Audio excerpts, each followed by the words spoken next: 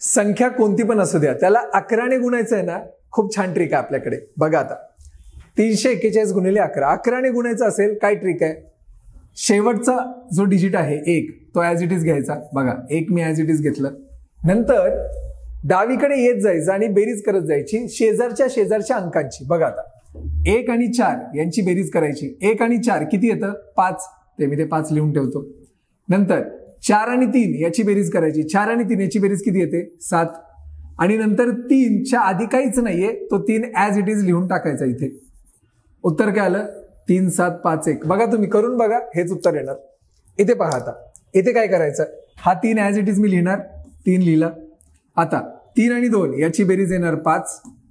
नंतर 2 आणि 1 याची बेरीज येणार 3. 1 आणि 4 याची बेरीज येणार 5. 4 आणि 5 याची बेरीज 9. 5 आणि 2 याची बेरीज 7. आता 2 च्या आधी काहीच नाहीये ना, मग 2 ऍज इट इज लिहायचा. उत्तर येणार 2795353. करून बघा, हेच उत्तर येणार. आता मला काय वाटतं, तुम्ही काय सोडवणार माहितीये का? हा दिलेला प्रश्न व्यवस्थित सोडवा. त्याचं उत्तर कमेंट बॉक्समध्ये नक्की सांगा आणि व्हिडिओ आवडल्यास नक्की लाईक करा.